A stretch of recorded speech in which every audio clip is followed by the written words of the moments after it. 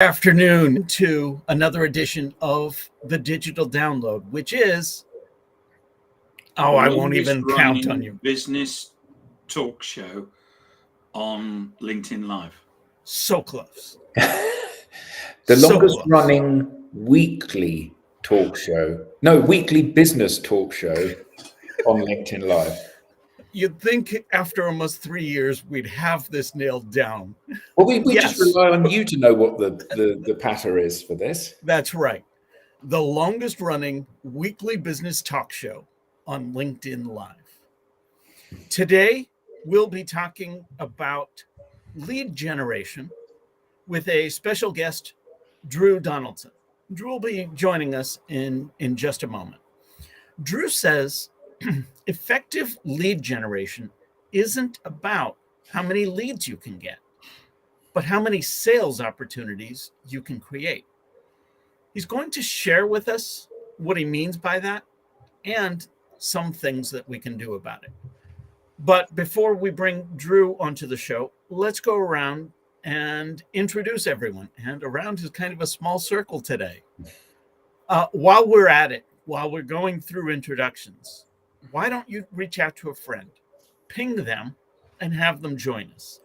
We strive to make the digital download an interactive experience. Audience participation is not only highly encouraged, but it is a great part of our show. We would love to hear from you. So please add your comments and we will bring them on screen as well. Right. With that, introductions. Adam. Good afternoon, everybody. Or good morning, depending on where you are. I'm Adam Gray. I'm co-founder of DLA Ignite, and I'm very much looking forward to this because lead gen and pipeline and conversations seems to be the stumbling block for every business that I talk to, no matter what their territory, what their vertical, what their size. Excellent. Tim. Hi, yes, I'm Tim Hughes. I'm the CEO and co-founder of DLA Ignite. I'm also famous for writing the book, Social Selling Techniques for Influence Buyers and Changemakers. Could you do me a favor, Rob? Could you just put up Andrew's good morning, good afternoon, so we can wave and he can wave back? That's right. He waves to the monitor. Oh, I see him waving now. Excellent. Thank you for that, Tim. And myself, I am Rob Durant, founder of Flywheel Results, a proud DLA Ignite partner, and I help startups scale. So thank you for that, gents. Let's bring Drew on. Drew, good morning. Welcome. Hi, how you doing? Thanks for having me. Absolutely. Adam, Rob, nice to see you.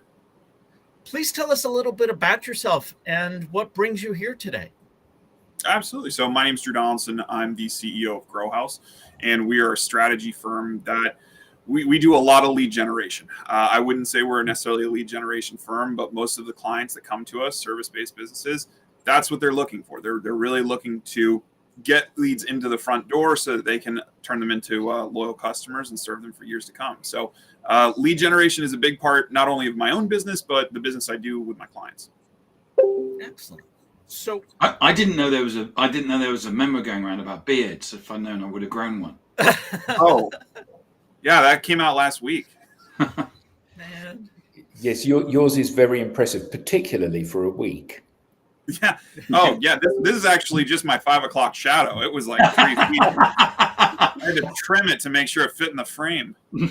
There you go. Well played. Drew, let's start off with a basic question. You talk about sales-ready opportunities versus leads. So what do you mean by a sales-ready opportunity versus a lead, or as I've heard you reference it, versus a cold lead?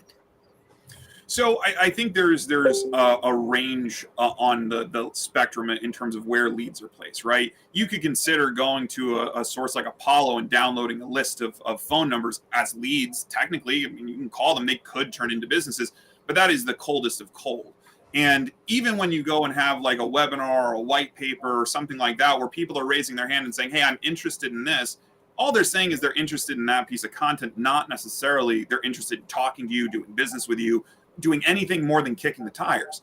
And so what I focus on with my clients is I don't care about the number of leads. I care about how many are ready for sales. And so the way we do that is, instead of worrying about gating white papers and gating webinars, it's like, put the content out there for free. Don't collect a lead on the front end. Instead, wait until the person has completed the webinar, then collect a lead, book the call. So a lot of the campaigns I run right now on TikTok are focused on presenting an offer that appeals to someone emotionally and shows that we have empathy for the problem, giving them some hope that we can solve that problem, and immediately getting them on a call, as opposed to getting them to download some white paper and then having an SDR or waste time following up with them, which, you know, the conversion numbers there just are not in most people's favor, right? Unless you have a huge team of SDRs calling hundreds of people every day, the metrics for that just don't work for your small and even medium-sized businesses a lot of time. So in terms of coldness is where no one's ever heard of you before, and then gradually, at what point does where are we getting warm? I would say after someone engages with a piece of your content and raises their hand and says, yeah, I want to learn more about this, I want to have a conversation, they're taking that initiative. They're kind of crossing that chasm from the lukewarm of people who are just watching your content, just engaging with you on social media, and actually saying, you know, it's worth it to me to carve out an hour of my time to have a conversation with you. Because I often see on LinkedIn people leaving the comment, and it's like they've written it from a list. It's like someone sent it out, and it says cold calling doesn't work, but warm calling does. Yeah, it's a bit like saying, well, cold call. It's a bit like having that the negative positive actually makes the negative a positive. Yeah. But at what point, you know, but no one actually defines what warm calling is. What is it? I mean, I would consider warm calling in that area where, you know, someone has actively said, call me, right? It's like the old direct mail days, right? You'd have a postcard, and Bob Bly talks about this in his Irresistible Offers book, right? He says, like, put a card in your mailer that has a checkbox that says, I want a salesperson to call me. So, like, you get the leads back, you get some that are, like, not really ready. Okay, those are your cold leads, or your lukewarm leads, let's call them. But the people who are raising their hand and saying, yeah, this is so impactful, I want to have a conversation, I want to talk more about this, those are going to be the people you really want to focus on. And so I think that's really the separation. The other part to, like, warm calling, cold calling, I mean, at the end of the day, all of cold calling does work. It's the scalability that you need. You need to be able to have someone sit there and contact hundreds and hundreds of people to get the conversion rate to a point where it actually makes sense. If you're a solopreneur, if you're just like, you know, a consultant, if you're a two-person agency, you're not going to have the capability to do cold outreach in a really strategic way at scale. That's the problem. So if we know that that's the limitation, then we really should focus more on getting people that are, you know, if we're going to fill our calendar with 40 appointments a week, let's fill them with 40 people who've already raised their hand and we've not just, like, gone out and poked them and said, like, hey, should we talk? Let them come to you and say, yeah, you know what, the concept you presented in that webinar, the concept you presented in that podcast, whatever, that is intriguing enough to me to book a call. Yeah, a friend of mine, I had a call with him this week, and he says that he has to make 400 dials a week. So is it 400? Or is it a day? 400 dials a day to basically make a meeting. So last week he got 5 meetings, of which all 4 of them basically then pulled out. So he ended up making 2,000 dials to get 1 meeting, of which didn't do anything. He described that as soul destroying. Yeah, yeah. Well, and you know, I cannot imagine being someone that does SDR for a living, because for those metrics alone, I mean, the average benchmark for an SDR or even like someone that's more on the biz dev side is 100 dials a day. Like 100, that is crazy to me. And then I just was exposed to this technology coming out called Air AI, which essentially is like an automated SDR. And if people have not seen Air AI yet and what their technology is capable of, and this is, I have no dog in this fight. Like, I'm not associated with them in any way. I'm just impressed by what they're doing. But the whole way it works is it sounds like a human conversation. It doesn't sound like AI, and it can have up to like a 10-minute conversation with people. What's fascinating about it is this now replaces that SDR getting their soul crushed with a robot that doesn't care. It just doesn't care. They can do thousands of these a day, not just hundreds. And so again, scalability, if you have a tool like that, that gives you the scale to make cold outreach make a lot of sense. But not everybody's going to be able to afford a tool like that. I've been trying to sign up for it to try it in my own business, and they've gotten so many people come in that they don't let anybody else join right now. So, good luck finding the demo or getting in. But I think that's going to be the way things go, because I can't imagine that soul crushingness staying in the market. Anything that's that painful, people are going to automate away. Why don't you bring some comments on screen and share those? First, we have, and I apologize, I butcher names, but I try. Ashfaq Hussein, who says, I agree with Drew, especially in the world of digital automation. There's a massive opportunity to nurture the lead until they are warm prospects, with in turn will have higher conversions compared to just generating leads at the top of the funnel. And then we have Hannah Drake Kelly sharing 100 dials is high. Most SDRs around 40 to 60. My best one was 75, but he was an animal. But I think there's a difference here between dials and conversations, isn't there? A dial is, I'm going to dial your number, it's going to ring, no one's going to pick it up, I'm going to move on to the next one. That's you can do 1,000 of those a day. She made another comment about needs a new script. Yeah, you only need a new script at the point you've actually got through to somebody and they've said, please don't bother me again, and put the phone down. I mean, I know I don't take cold calls, so no. You can dial away. You can have 1 million dials, but I don't take cold calls. Yeah, and I think and neither do lots of senior people. Yeah, your comment, Drew, about wait until they have expressed some sort of interest in you. The challenge is that these days most people do not want to be sold to. As a salesperson, I get through to you and I tell you, I'm really great at what I do. And you say, well, you're going to say that, aren't you? Because no one's ever going to begin the conversation by saying, I'm not very good at what I do.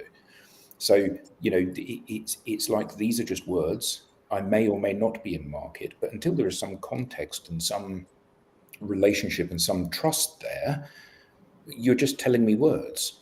No one ever says we're third best, we're a bit expensive, we don't always deliver on time. Everybody is market leading, customer focused, and all of this stuff. So I think that the challenge is that the challenge for people is getting to that point, isn't it? So yeah, they've come to a webinar, they've engaged with the content. The challenge is getting them onto the webinar in the first place, because let's be honest, we could all be on webinars from dawn till dusk every day, because everybody has got into this onto the hamster wheel of content marketing. I'm going to send content out, and because my content's really good, it's going to do some work for me. The problem is that I'm not going to read your content because I don't know who the hell you are. And it's only when I know who you are that I'm going to invest the time in reading your content to be impressed. That's I think the power of platforms like this and appearing on other podcasts, and that's one of the things that I push with my clients a lot is like, getting on someone else's platform, being able to talk about your expertise, getting exposed to a new audience of people who've already bought into an existing show is incredibly powerful in a way that you creating organic content yourself is just not, right? Because you're talking to the same group of people all the time, unless you're going and pushing that content out to a cold audience. And even so, we're running into the issue that you're hitting on, which is, I don't know who you are. Why should I care about you? Right. And so unless you can hook them in a couple seconds in a video clip and get them to lean in, there's a good chance that they're just going to keep scrolling right by. I mean, I think the interesting part that we've found in outreach is that if you can provide, like, outreach works, but it doesn't work the way 99% of people are doing. Outreach works when you provide value at the front end of that. Like if I'm I was just talking to a guy who sells businesses, right? So he's like a business broker. He goes and he finds an entrepreneur that's ready to exit, and then he finds a buyer. If he's going and emailing everybody out saying, I'm the best, business broker, I'll sell your business, lickety split, all this stuff, no one's going to respond to that. But if he sends a 1-sentence email that says, I have a buyer that's looking for a business like yours, are you interested in selling?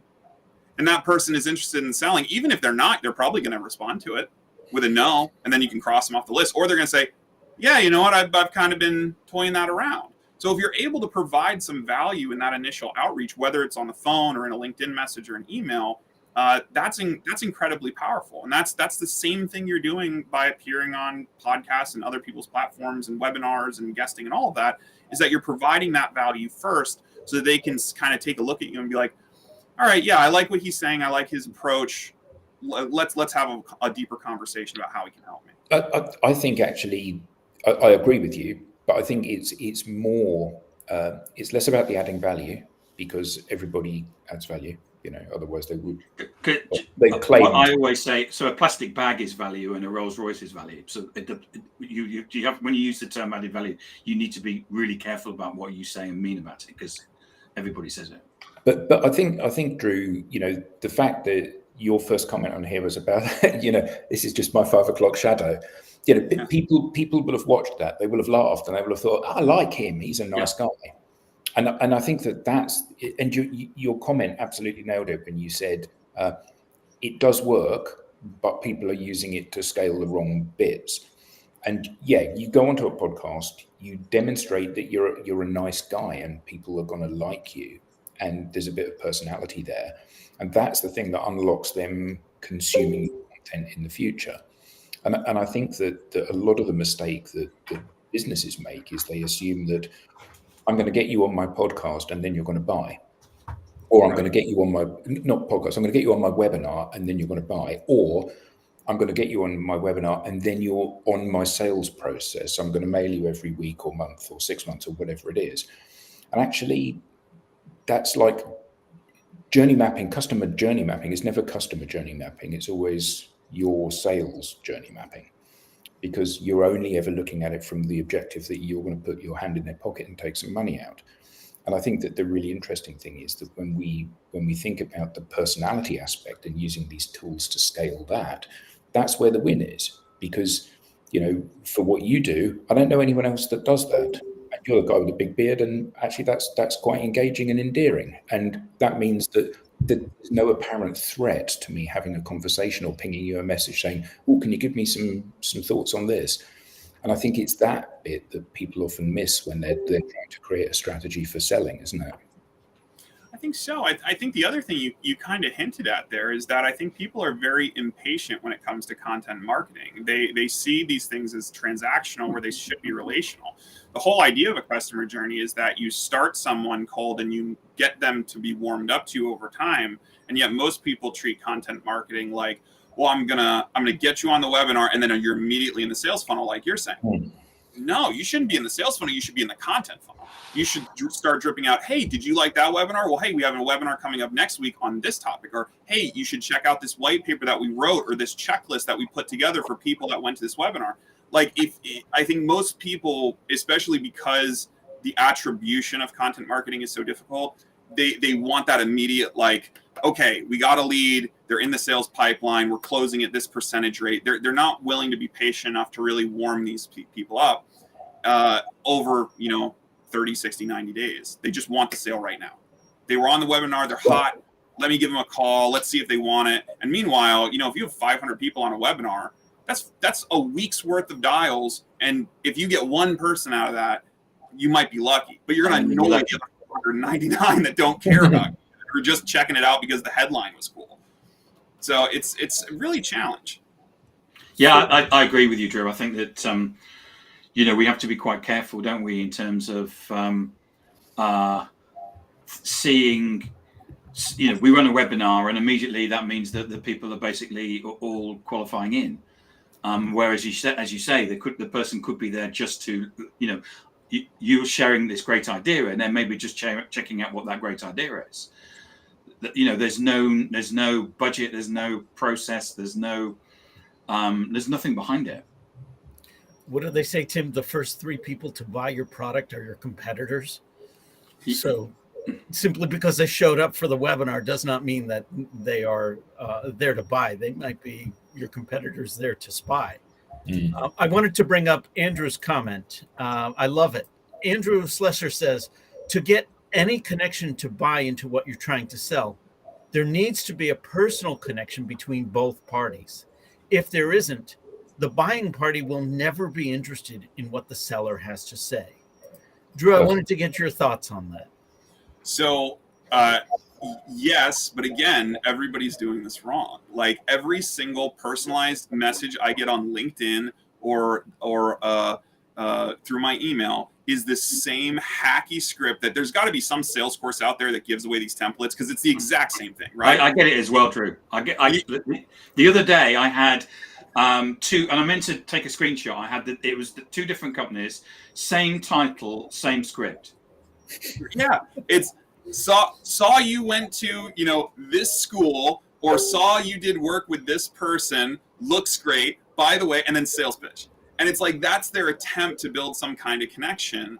And if you look at how that is actually supposed to work, what it's supposed to be is that if I want to get in Tim's good graces, if I want to get Tim on a call, I'm going to go and follow him on LinkedIn. When he posts something, I'm going to say, "That's a great post, Tim. Great insights. Enjoyed it." And I'm going to do that over the course of the next 6 weeks until Tim starts seeing me and going, "Who's this bearded guy commenting on all my posts?" Right? And either he reaches out to me or I start having a dialogue with him in the comments. We build that relation. "Hey, Tim, I have some ideas to share with you. Can we jump on a call?" If I do that over 6 weeks and me and Tim are now LinkedIn buddies, of course he's going to jump on a call. Why not? That could be a good connection. He might actually gain something. I'm leaving real organic posts. But if I just reach out to Tim and say, "Tim, great things you're doing with DLA Ignite. I run a lead gen agency," like, he's not going to care. It's the same exact thing as if you just cut out the first part and put, "I run a lead gen agency." Drew, while we were waiting to go live, I went into my inbox and I took 3 of those and I created a rule that whenever that person emails me ever again, it will go straight into the waste paper basket. Oh, yeah. You have to. The other thing which is lovely is that in one of these outreach tools or sales cadence scheduling tools, there is clearly the standard script says, "Just bouncing this back to the top of your inbox." Oh yeah, I get that one a lot. Oh yeah. And what it says is obviously this is where you put your own message in, and the salesperson reads it and says, "Oh, that'll do. I'll use that," not knowing that every other salesman in the world is doing exactly the same thing. So if I had a pound, there was a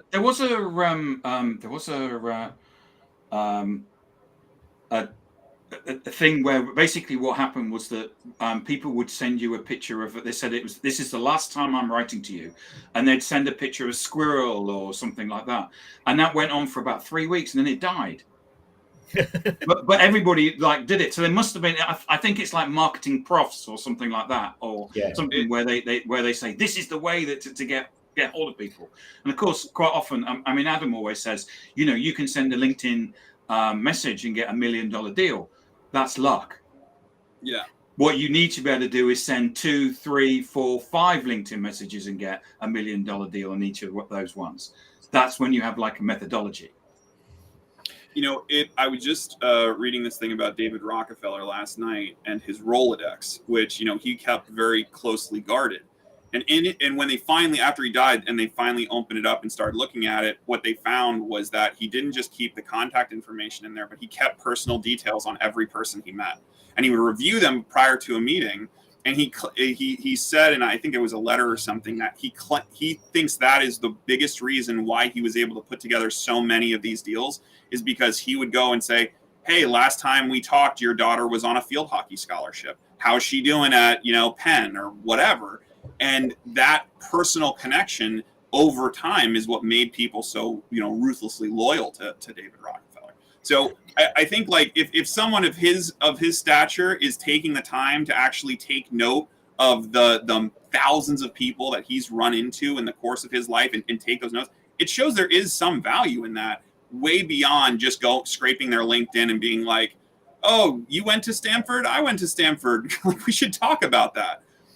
The other one I'll name and shame, and I'm sure you guys get 100 of these a week, calendar.ai.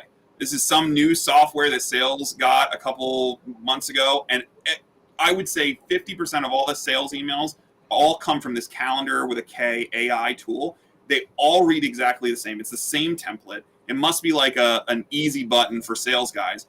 But I did the same thing. I create a rule that anytime an email comes in, that in the footer says this email was created by Calendar AI, right into the spam box. Because I'm not interested in talking with people who haven't actually taken an interest in what I do. I had a company, Grow House is the name. I had a company that sells irrigation systems reach out to me. like they didn't even look at the website. Like they did nothing. They just saw it and they're like, oh, you must do a greenhouse. Like that's the level that I think a lot of SDRs are working on, or even some of these AI tools are working on. They're not building that real connection. That's really interesting, Drew, because I went to ChatGPT and I basically asked it to write 5 questions for you, having read your website. And the 5 questions it came back with were all about irrigation systems. So I'm going like, and I'm reading your website, and I'm thinking, there's nothing on here about irrigation systems. And I'm going through your blog and stuff like that. So where's it going? Anyway, it came up with, that's what ChatGPT did when it. I mean, Tim, you can ask him. I might not have the most accurate answers, but I could probably string something together for you. Thank you. Your comment then, Tim, and I think we've discussed this on other podcasts about the mental health of salespeople. This constantly being ground down by no, but also I think as the recipient of a constant stream of untargeted, poorly written, poorly conceived outreaches, it impacts on our mental health as well.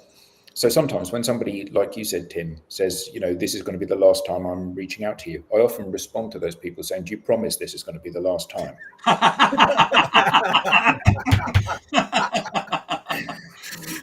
So you were a mental health advocate in that role? For my own mental health. Oh, okay. Follow. All right. So last week, Drew, I took a number of emails. I get ones, about we've got thousands of people that can develop apps for you and stuff like that. So totally inappropriate. So I took that and I put it into ChatGPT and I said, can you write a response that lets down these people gently? And it just came up with some great responses, and those people haven't written back. Every day I find a new use case for ChatGPT. So it's I will have to steal that one. I mean, I think you were referencing it earlier, like the picture of like, hey, you're driving me nuts, and then the picture of the squirrel. That's it. Like, that's it. It's a charm offensive. It's run by a guy named John Bunchen. He's a really smart, like his whole story is very interesting from a marketing perspective. Like the way he started was essentially he was a sales guy. He got home from the pub a little bit late at night. He was really drunk. He wrote this funny drunk email to a prospect. The prospect loved it. And he's like, oh, if I'm actually funny in my sales pitches, if I'm engaging, if I'm endearing, people will like it. The problem is he's very creative. He can write a very charming email. Most people go and take his course and they're like, oh, I can do that. And they just copy and paste, or they try, but it still comes off as salesy. So that's probably what you're seeing. There's another one that's been it's probably about 7 years old, which is where they say something, you haven't replied, therefore you're ill, anyway, the punchline is you're under a rock. If you are and you need help, and the first time you read it, that's funny and that's different. The 50th time that you read it, you go, get a life, guys. You've got to get you need to learn how to sell. Can I pick up on this comment that's here? How do you deal with the challenge of a noisy market while nurturing leads results in competitors taking your potential clients? They weren't your clients. Like, I don't mean to be glib. Like, they're not. It's that whole thing. She's just not that into you. Like, that's the reality. Is like there are plenty of fish in the sea. There are plenty of people, and unless you are doing a 10-year nurture campaign, like if you are running a standard 60, 90-day nurture where you're having multiple touch points throughout the week, you're retargeting them on social, you're giving them value day after day, you're showing them that you have a lot to add to their business, then the people that aren't interested in you just aren't interested in your product. But the people that are will respond to it. So I always think about it as like, I have hundreds of sales calls every year that I'm on. I don't book hundreds of clients every year, right? I book a fraction of that, the people that are going to be most in line with the way I do business, the way I help people, and what their expectations are from our relationship. everybody else hire somebody else. But I don't worry about that, right? Because either they'll hire that other person, realize that I was a better fit, and then come back, or they'll have great success, and I applaud them for finding the right fit for their business. So that's kind of my thing, is I never try to look at the market and be like, oh, all these people are beating me to the punch. There's very few trends out there that you have to be on top of, or you're going to get buried, right? And those things come across the wire once, twice a year, right? Like if you look at like AI software, if you were a software dev at the end of last year and you jumped on the AI bandwagon and started developing tools, you probably could have made bank really quickly putting something out, right? And a lot of people did. A lot of people made a lot of money on AI tools. Now the market's starting to cool off, right? People are realizing that it's all pretty much just ChatGPT, and ChatGPT for most people is free. So why do I need this special tool? And then the tools are getting more specialized, which mean they're niching down. They're not attracting much of a market anymore. That's the kind of trends you have to be aware of if you're in an affected market. But for most people, it's okay. There's always going to be new entrants entering the market. Just because you lost some this week doesn't mean next week there's going to be a whole bunch of new people looking for your services. And you don't really need 1 million leads, do you? Because you couldn't never deal with them. No. I always ask that question during my discovery calls, is like, how many leads could you actually take? Yeah. And when because my focus is booked on the calendar, usually it's like, well, if I could do like 3 more meetings a week, I'm like, okay, well, 3 more meetings a week is not the justification to spend like hundreds of thousands of dollars on a marketing campaign. Like that's pennies, right? Like you could just get that by reaching out to all your current customers and asking for referrals once a week. Like you could easily book 3 extra calls a week. So I think it's the eyes are bigger than the stomach. Like everybody thinks they want thousands of leads, but then when they realize the work it takes to work 1,000 leads, it's like maybe 10 a week, 10 a month. Yeah, we had one of our SDRs complain that he got 25 meetings in a week. And he said, I don't have any time to prospect because I'm all my time is being taken up by meetings. Yeah. And it's like one of those things. Well, it's really important that you prospect. Yeah, but I'm having meetings. Good. Like you're complaining the plate's too full. Yeah. Drew, you made reference to organic posts and organic interaction. Organic posts often provide authenticity and genuine engagement, but how can businesses amplify the reach of these posts using paid advertising without losing that authenticity? That's a great question. So, I mean, when we talk about content, the cheapest content and the most effective content are actually the same thing as video, right? Every single platform out there promotes video at a much cheaper cost because it has much higher levels of engagement than any other type of content you can post. And because we know that, we can now use that in our favor. Tools like LinkedIn, Facebook, TikTok, pretty much everywhere have a campaign type called either engagement or video view, where you can push the content out without a call to action, right? You can have a call to action in the video, like, hey, if you like this, click the button below or visit my website or something like that. But you can actually remove the button on most of those posts. So it doesn't, the only little thing is a little sponsored by at the very top of the post. So it doesn't look like an ad. And those ads are dirt cheap because Facebook and TikTok and all these platforms love them because it means that the person it's going to is not going to leave TikTok or Facebook, right? They're going to consume more ads. They're going to generate more revenue for the company. So like we did this same strategy for a podcaster. He's a farmer in Tennessee. His podcast is about farming. It's about agriculture. He wanted to grow the show. So we cut up his podcast into little 60-second bits, and we put a nice end card on with the details of the show and where you could listen. And then we spent $4 a day buying video views. And in 3 months, we took him from 2,000 listens per month to 10,000 listens per month. And that was 3 months. And that's all we did. We didn't do anything else.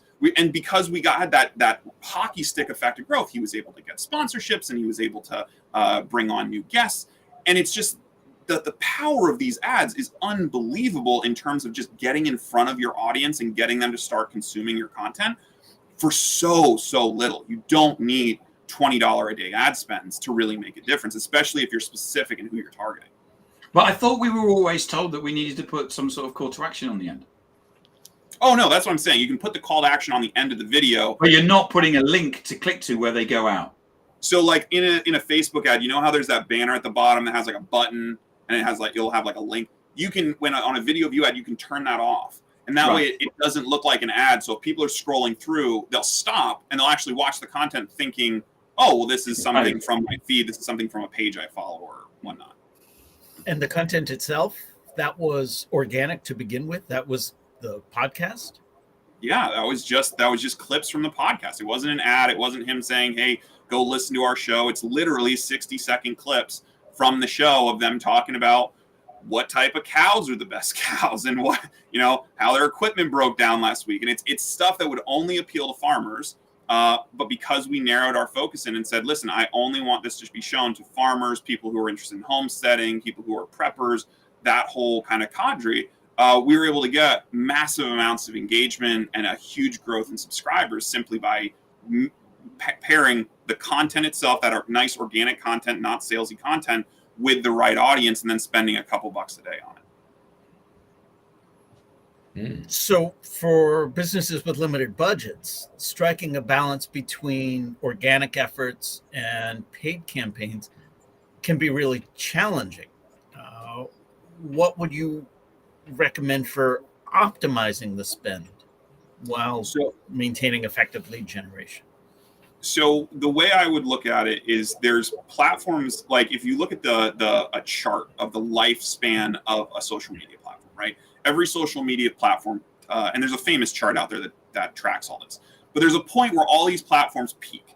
And to my knowledge, there has never been a platform that has peaked that has then peaked again. Once it peaks, it's kind of over and the platform starts dying, right? We've seen this with MySpace, we've seen it with Facebook, Snapchat, all of these platforms they hit their initial peak and then it's kind of a slow decline. Facebook, Instagram, they're on a slow decline, right? To kind of becoming relevant. TikTok, I think, is still on an upswing. And because it's still on an upswing, that's where the organic possibility is. You're not really going to get much organic reach on Facebook and Instagram, but you are going to get massive amounts of organic reach still on TikTok. That will change. As TikTok matures as a platform, they will cut back on the organic reach for businesses and eventually start doing what Facebook does, where it's like, listen, if you want to get exposure, you're going to pay us, right? That's the Facebook modus operandi. So when we look at how to maximize that spend, I look at not, well, how much are we spending on the ad, but what platforms are we buying ads on?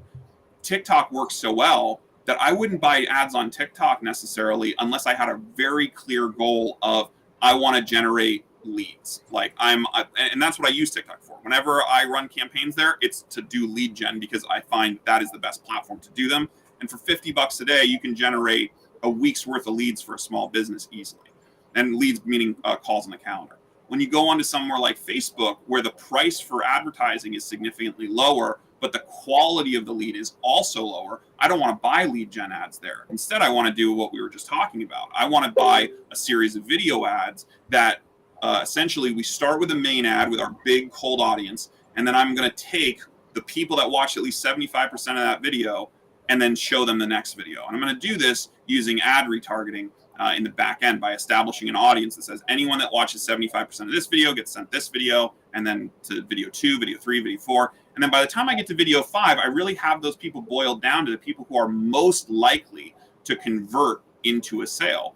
And so if you don't have $50 a day to spend, if you are just starting out, this is one of the easiest ways to generate leads because you don't need to spend thousands and thousands of dollars every month. You can spend $200, $300, $400 on a campaign like this and still get enough traction by the time people matriculate down to that 5th video, which we call the offer video. That's the one where we actually are trying to convert them. So we give them 4 pieces of content up front, and then a 5th video that says, listen, if you liked all that content, if you've enjoyed this, if you've gotten value from it, why don't you book a call and we can see if we can help you.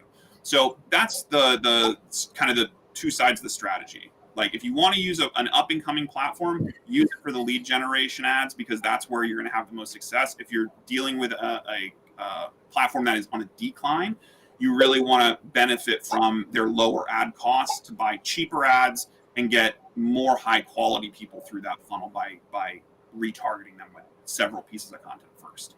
Andrew asks a question: what social media site give the best returns?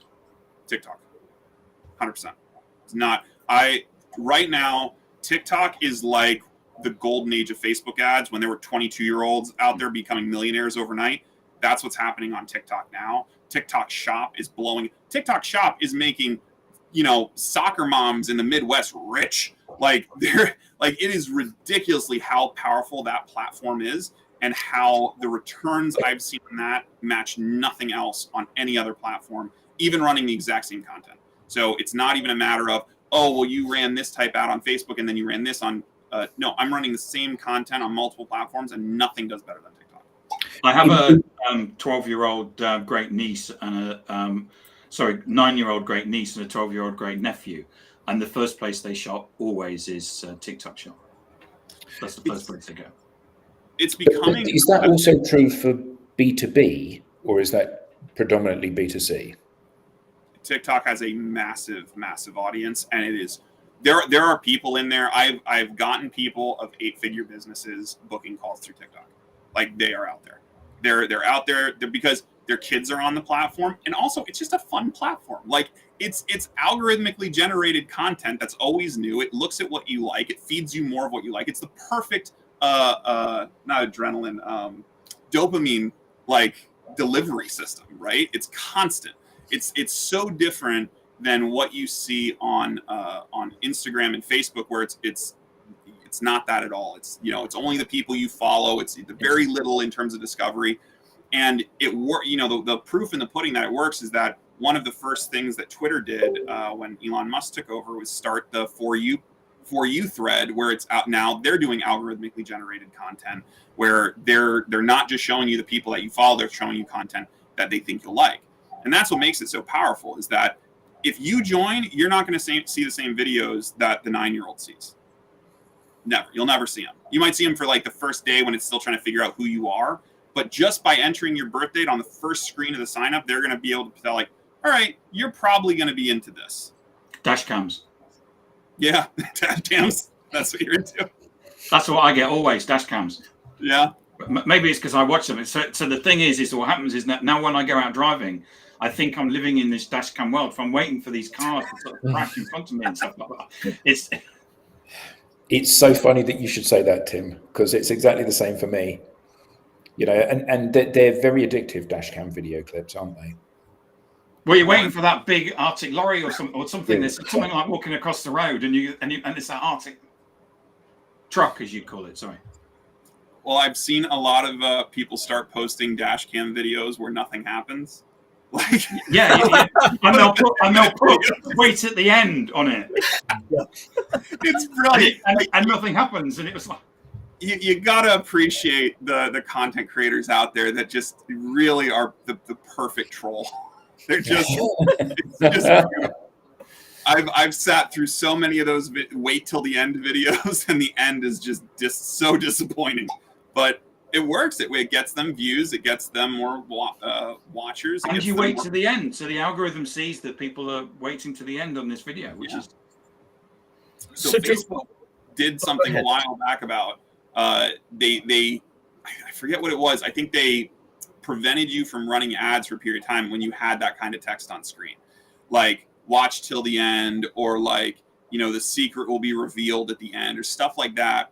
I don't know if they do it anymore, but I remember attending a webinar with someone on the Meta Ads team, and they were talking about how, like, they're trying to diminish the use of that because everybody was doing that. Everybody was, and it was just polluting the platform with a bunch of they did the like this post if. That was the other thing they were really coming down on, because people were using that for retargeting, and they were like, nah, you can't. So there's a really good question come in.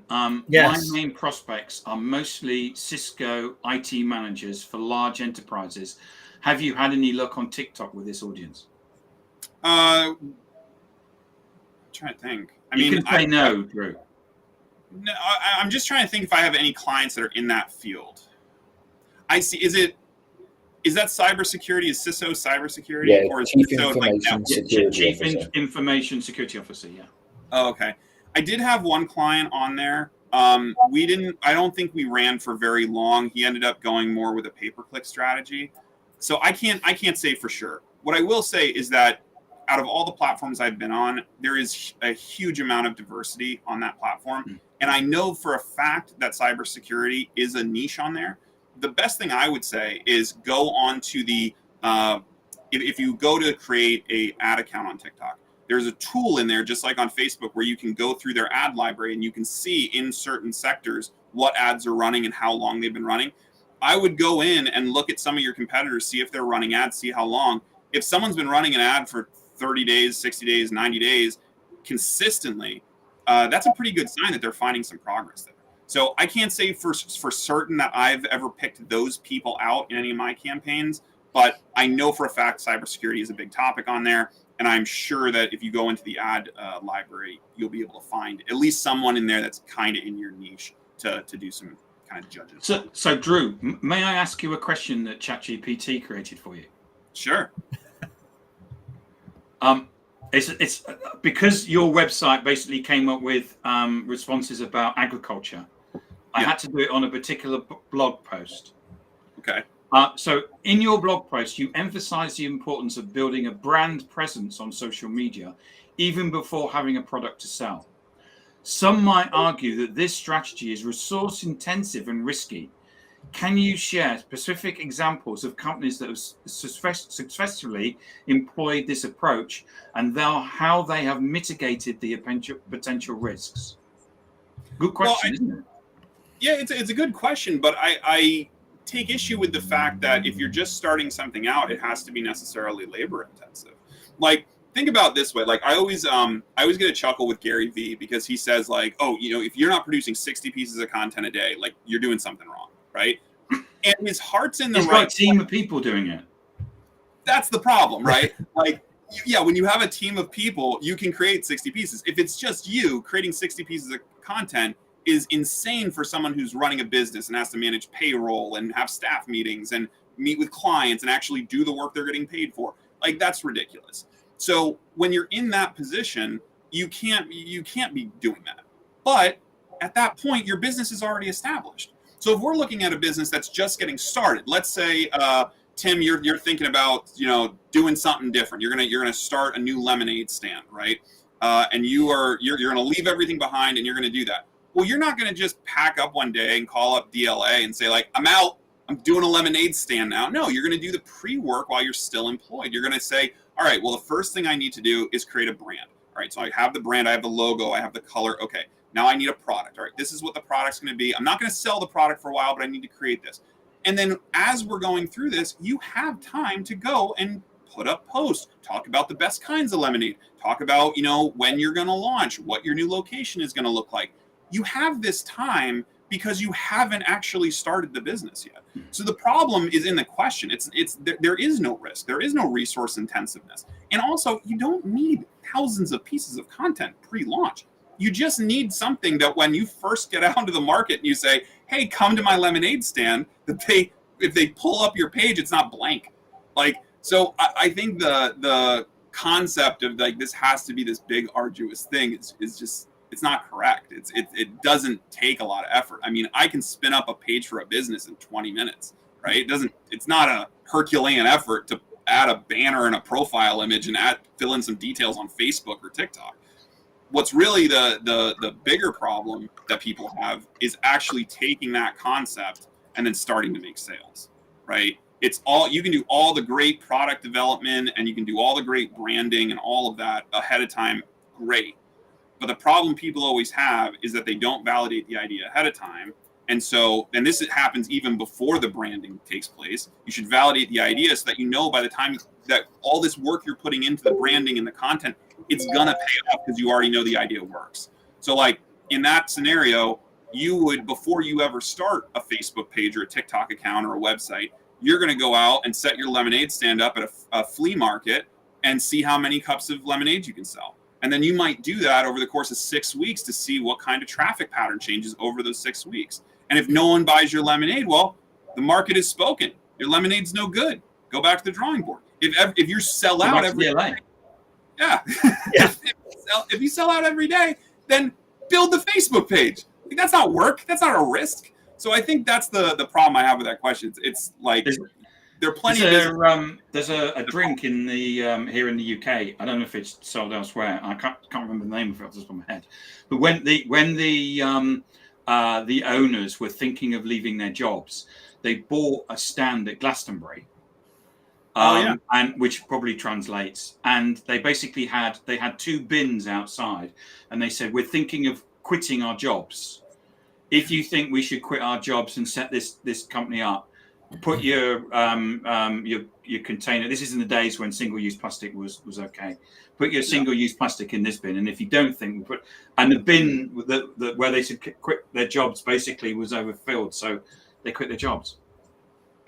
That's the perfect market to validate in, especially at something like Glastonbury, where you're going to be exposed to hundreds. Was it like 300,000 people attend Glastonbury every year, or something like that? That's a fantastic opportunity to validate, and it was worth every dollar, even if they would have failed. I bet the stand there wouldn't have been cheap, No. But I mean, great validation in terms of whether they should quit or not. Yeah, and they would have saved thousands of dollars if everyone said, "No, don't quit your job. This is terrible." They would have saved themselves potentially hundreds of thousands of dollars in development costs, knowing that, hey, this idea just isn't that good. And that's okay. Not every idea is going to fly. I've had plenty of ideas that sink like rocks. But you know what? I validate every single one before I invest in building them out. Thank you. Yeah. So, Drew, paid and organic podcasts and blogs and videos. There's only 28 hours in a day if you're a small business owner, and you're probably working all of them. Yeah. What do I need to be doing? What platforms do I have to be on? What content do I have to be creating? Where do I put all of this time and energy? Do I have to be on all of them? So I don't think so. I think you have to be really, especially when you're first starting out, you need to be really specific about the platforms you're going to be participating in. And the platforms you participate in should align with the audience you're trying to serve. So for example, if you're only trying to target CEOs, Facebook is probably not the place I would go first, right? I would start on LinkedIn, because where are CEOs most likely to hang out? They're most likely to be on LinkedIn. I would also say TikTok, because it has such a wide and diverse audience, and because it has organic reach. So I would balance those two things. I would look at, where is the audience you're trying to reach, and making sure you're on those platforms that they are on. And also, what are the platforms that are going to give you the best organic exposure to your content, because budget's a concern. We want to be able to take advantage while we can of platforms that are willing to show our content out to the world. When it comes to the actual workflow, what I always say is content recycling is the key to any content strategy, right? This idea that you have to create thousands of unique pieces of content in multiple formats is crazy to me. What I do right now is whenever I'm on a show like this, I have my team, and again, this relies on a team. If you're doing it by yourself, you have to scale it down. But if you have a team, I give them a recording like this. They cut out the best little bits. We go and take those and get them transcribed. And then we use those for social posts on whatever platforms we're gonna post them on. So the workflow that we use is taking one piece of master content that only takes me an hour to create, in the case of like this show, and then I can hand it off to a team of people who are experts in taking that hour of content, breaking it down to bite-sized chunks, and then reposting it on our social platform. So now I don't have to come up with content every day. I just have to give them a steady supply of shows like this. Or I just did a sales training with one of my clients the other day, and it went really well. And I was like, hey, can I just share this? I sent that to them. So what I am always looking at is, how do I create these marketing assets without having my time having to put more time into this process? Because that's where people lose. That's where people lose the heart to do it. They stop doing it because they sit in front of their computer and they go, okay, I have an hour to write this blog post, and they have no ideas. And then they go, I should just be working on email. And then they stop doing it. I would just focus more on where can I do stuff like this, where I can create an hour's worth of content and then repurpose that into a blog article, into several social media posts, into a transcript for the website, into a series of tweets. That's really the secret of making content marketing work, and not overworking yourself to death trying to create all this stuff organically. And if you don't have a team? You got to do it yourself. Of course, yeah. No, I mean, like, here's the thing. I think I was thinking about this morning. Every business goes through these stages. And I think between your first, like, if we're talking like MRR, between $1 and around $10,000, you're really by yourself. You're maybe by yourself and you have like one person. You can afford like one VA or something like that. And then with every $2,000 increment up, so when you're making $12,000, you really can afford to bring on another person. And so by the time you get to like $20,000, $30,000, $40,000 a month in recurring revenue, you have a decent team at your disposal. Now that doesn't mean, and I'm talking gross revenue, I'm not talking net profit. So if your profit margins are decent, if they're like, even like 30, 40%, you still are taking home a decent amount for a paycheck for a startup, but you're able to put these people into place. You don't need to make, $2 million a year to start hiring people to help you. So what I always say is like, do your best in those early days. Focus on sales. Don't focus so much on content marketing. Don't focus so much on these things that are really, really high effort, low reward. And then as you grow, start dropping those tactics in. Like what I always say with a lot of the clients that come in that are just starting out is like, I don't even care if you have a website. Let's run a lead gen campaign that just pushes to a calendar, right? Let's just put your offer out there and see if people will actually raise their hand just off of that lead gen. Because if we can do that and they raise their hand, then we can take all the information we get from those calls and build a great website that addresses all their pain points. We can take all of that and we can build content that helps warm people up. But it all starts with getting that initial validation. Excellent. Drew, if people wanted to learn more, if people wanted to get in touch with you, how would they do that? You can visit me online, growhouse.org, grohaus.org, and follow. I'm Growhouse on just about every social platform out there. As a marketer, I do dabble in a little bit of each, but really where I'm most focused right now is TikTok, like I said. And you can visit me there, visit me on my website, book a free coaching session. Happy to talk to any of the listeners out there who think they need some help. Fantastic. Excellent. Brilliant. This has been the digital download. If you enjoyed it, if you have something to say, if you'd like to be a guest, we would love to hear from you. On screen is the QR code. You can also visit us at digitaldownload.live and click on the Be Our Guest. We love to hear from subject matter experts. We love to hear from people like Drew. So, Drew, thank you very much for being a part of today's show. Thank you very to much. our audience, thank you for the engaging questions. Tim, Adam, as always, thank you for another great episode. And signing off.